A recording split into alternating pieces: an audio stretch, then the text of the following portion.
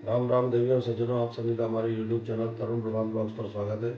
आइए अब हम प्रारंभ करते हैं श्रीमद् भगवद गीता के द्वितीय अध्याय के प्रथम श्लोक से।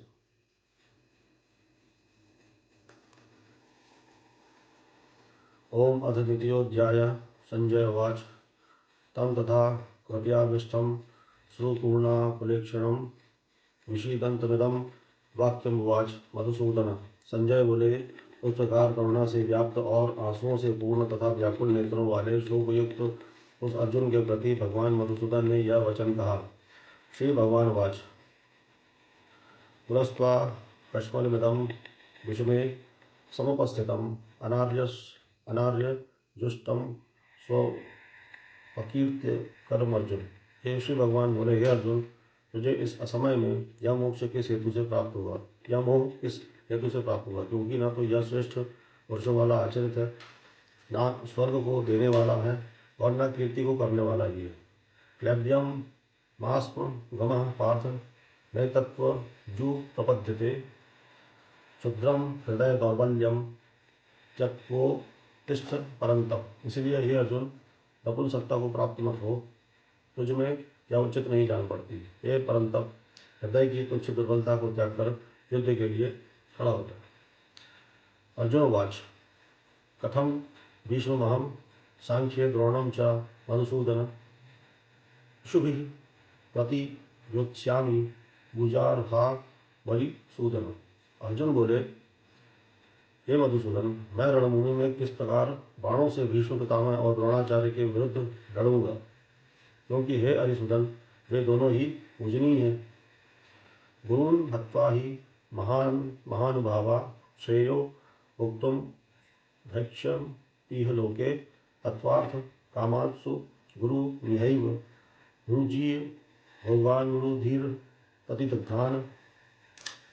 इसलिए इन महानुभाव गुरुजनों को न मारकर मैं इस लोक में भिक्षा का अन्न भी खाना कल्याणकारक समझता हूँ, क्योंकि गुरुजनों को मारकर भी इस लोक में रुधिर से सने हुए अर्थ और काम रूप भोगों को ही तो भोगूंगा।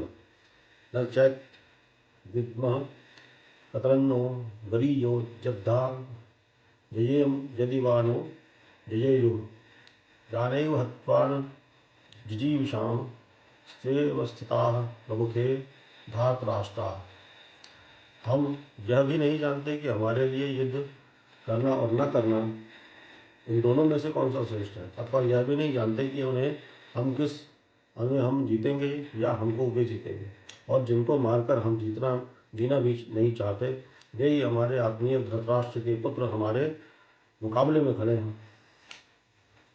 कार्पण्य दोषो पहत्स्व भाव रक्षामि त्वां धर्म सम्मूढ़ चेता यच्छ्रेयः स्यान्निश्चिन्तः चिन्तं ब्रूहि तन्मयि शिष्यतेऽहं साधि मां त्वां प्रपन्नम्। इसलिए कायरता रूप दोष से उपहत हुए स्वभाव वाला तथा धर्म के विषय में मोहित चित्त हुआ मैं आपसे पूछता हूँ कि जो साधन निश्चित कल्याणकारक हो वह मेरे लिए करिए, क्योंकि मैं आपका शिष्य हूँ। इसीलिए आपके शरण हुए मुझको शिक्षा दीजिए। न ही तपस्यामि तमावनुद्या जिच्छो कमुच्छोषण मिनिन्द्रियाणाम् अवाप्य भूमा व संपन्न बद्धम राज्यम सुराणामपि साधिपत्यम।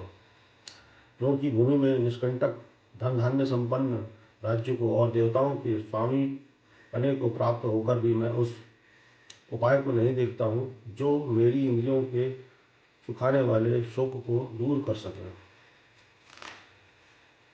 एवं उक्त्वा ऋषिकेशः गुणाकेशः परन्तप न योत्स्य इति गोविंद उक्त्वा तूष्णीं प्रभुवः। संजय बोले, हे राजन, निद्रा को जीतने वाले अर्जुन अंतर्यामी श्री कृष्ण महाराज के प्रति इस प्रकार कहकर